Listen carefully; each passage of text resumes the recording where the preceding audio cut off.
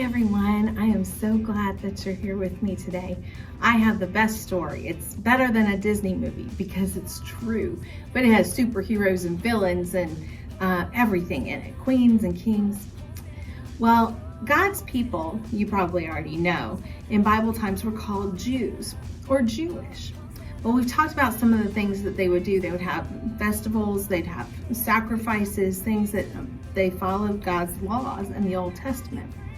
Well, many of them are still celebrated by Jewish people today, but one of the most fun ones is called Purim. Well, it's a party or carnival that celebrates a hero in our Bible that we're going to learn about today. Her name is Esther. Well, one of the fun parts of the celebration is that they tell her story, and you use a grogger, which is like a noisemaker, every time you hear the villain's name in the story. That's right, this one has a villain. The villain's name is Haman. So every time you hear me say Haman, you shake your noisemaker. Well, you could use an empty canister. I used an empty Play-Doh container and put a few objects in it like beans or rice. And so every time you hear it, shake it. If you don't have a noisemaker, you can stomp your feet when you hear it. Well, the book of Esther tells us the whole story.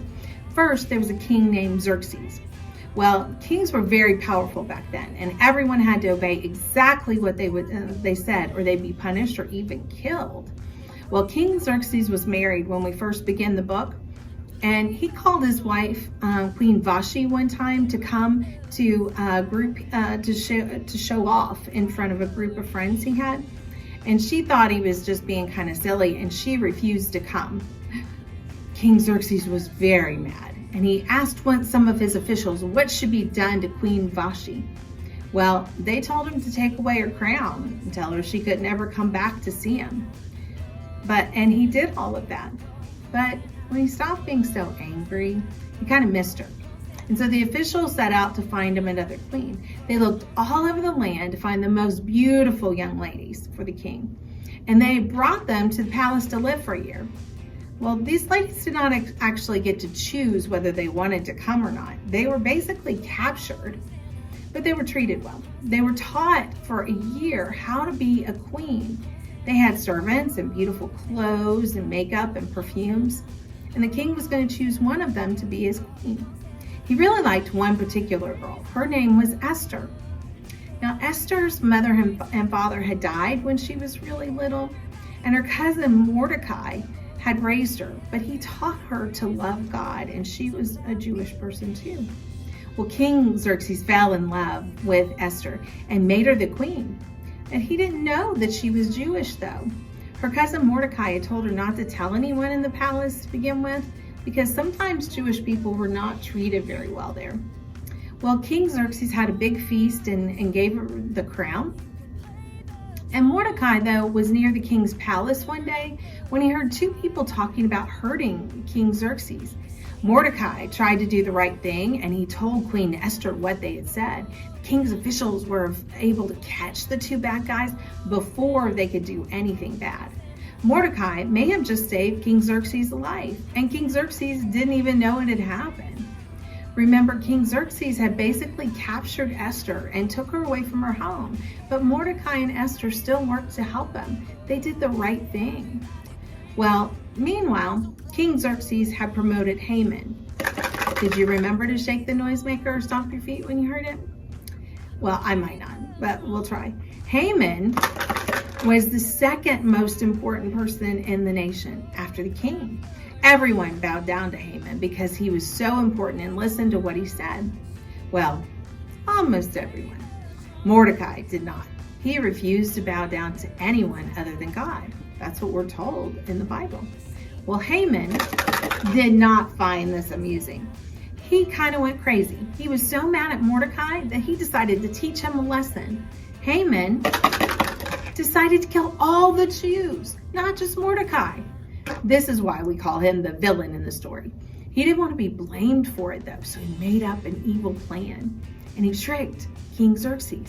He told the king that there was this whole group of people in his land that had different laws and followed different rules, and they didn't even pay attention to the king's laws very much. He was talking about the Jewish people because they obeyed God. but he made it sound so horrible, and he tried to convince King Xerxes that he should not tolerate that kind of behavior. He suggested that the king make a decree. A decree is kind of like a big announcement or new law from the king, saying that this entire group of people should be destroyed, and he set a date for this to happen. Can you believe this? Haman is so mean he would have people killed just because he didn't like Mordecai. King Xerxes falls for this insane plan. He uses his ring to sign the decree. That's what kings did. They would have a special ring, and when they sent out a law, they would dip the ring in something kind of like wax and seal it. And so people really knew it was from the king and knew to trust it. Well, stay with me. We are only in chapter 4 of Esther now. Mordecai heard about the king's decree, and he knew that many others were in danger along with himself, and he was very upset. Sometimes people back then would tear their clothes and wear sackcloth when they were upset. The Jewish people did this and began to fast and pray to God. When someone fasts, that means they stop eating and they spend their time praying instead and really trying to get an answer. Well, Mordecai dressed in the sackcloth and went to the king's gate, hoping to speak to Esther. And Esther had heard about the king's decree, and she was, of course, scared too. That meant she was going to be killed if anybody found out she was Jewish. So she and Mordecai talked back and forth through a servant and had to go back and forth between them. And he told her that she should go and approach the king. But she was not allowed to do this. She would have been killed. She was queen, but she did not have any special powers. Well, Mordecai did not want Esther to be afraid. He wanted her to be brave. And he told her that this might be the reason that she was even in the palace right now for this special purpose. Well, she wasn't convinced yet, but Mordecai said, God will find another way to save his people, but he wanted Esther to be that way, that she might be there to save the people. Well, Mordecai has to go away for a little while. Esther tells him that she wants to pray about it, and she asks him to gather some other people and for them to fast and pray for 3 days, and that she would make her decision. Well, on the 3rd day, Esther had her decision. She got dressed up and stood near the king's court. This was incredibly brave. She could have been killed just for showing up there. I know that's crazy, but it's true. King Xerxes saw her waiting for him, and he reached out his scepter, like a big, maybe gold or silver stick. But that was a sign that she could go in and speak to him. Whew, she made it. In chapter 5, verse 3, King Xerxes asks Esther what she wants and promises that she could have anything. Remember, Esther wanted him to stop that decree before any of the Jewish people were killed, but she didn't ask that. She had been given a better plan by God when she prayed. She told him what she really, really wanted was for the king to come to a special feast to honor him and Haman. You believe this? The man who had this plan? She prepared this great feast, and Haman was so honored to be included. At the meal, King Xerxes asks her again what her wish was. And he basically told her she could have anything that she wanted, up to half of his kingdom. What a great opportunity. She didn't want his kingdom. She just wanted to save the Jewish people. Well, the king would probably do that if she asked, right?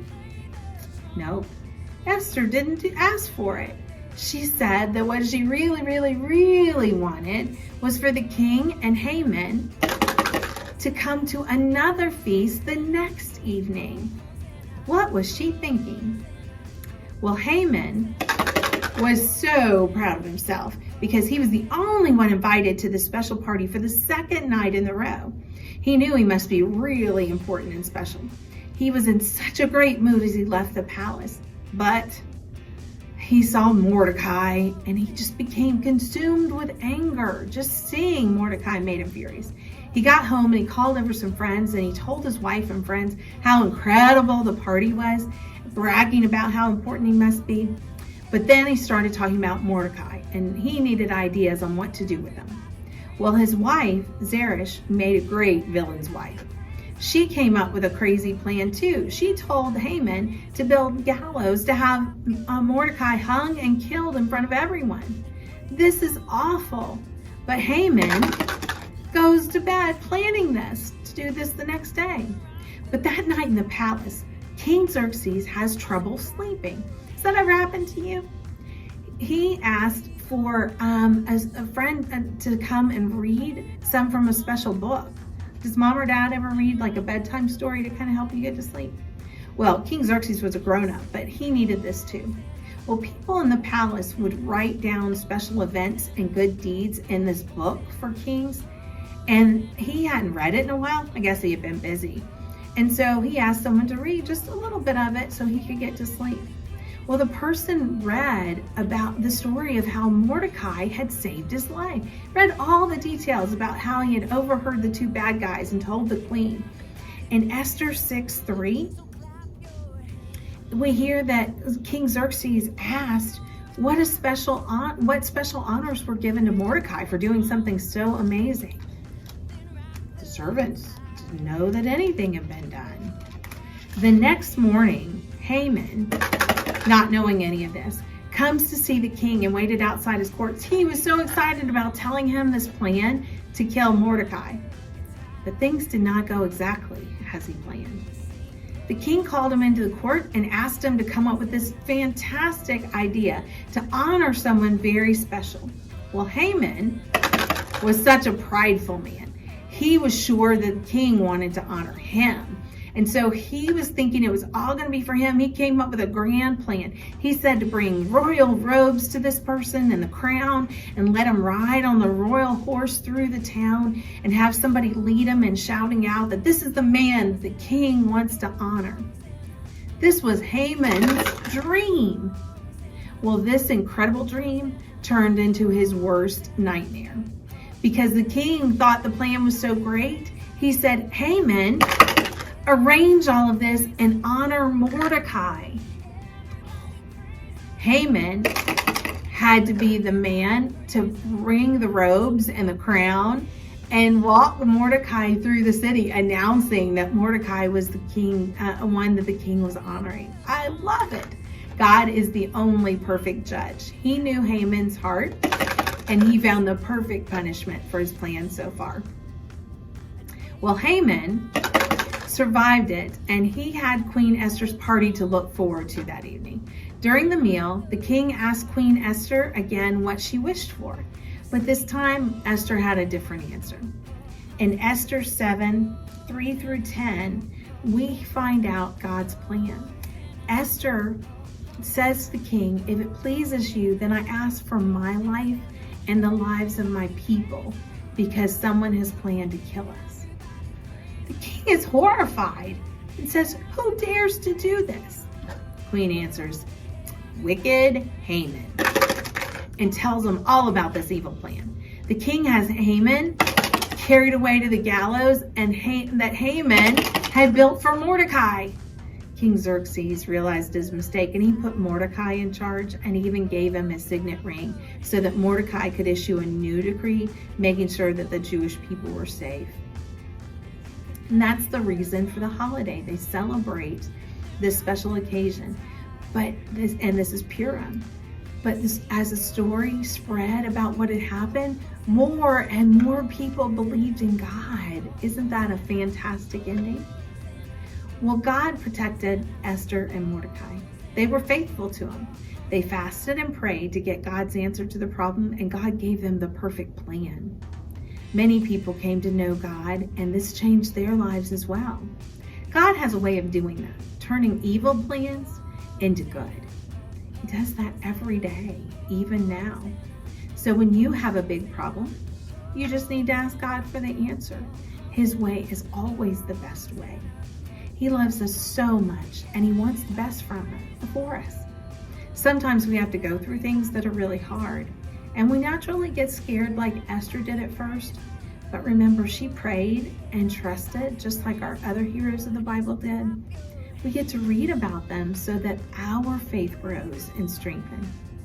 God used an ordinary young woman to do something extraordinary. I know God has plans like that for you too. You just have to be ready. Mordecai was right when he told Esther that God would find another way to save his people, but he just wanted Esther to trust God enough to be that superhero. When you love Jesus, he gives you a gift. And think about it like a wrapped present, even though it's not handed to you that way. You don't know what's inside that wrapped present until you open it. But Jesus gives you your special talents and your purpose in that pretend box.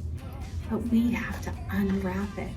And that just means we have to pray and ask God for him to show it to us. God will always show it to you because that's what he wants you to do, your special purpose for your life. He certainly did that for Esther, didn't he? Pray this week that you can find your superpower and that you are ready to use it. Hope you have a wonderful week, and I hope you always remember that Jesus loves you more than you can imagine.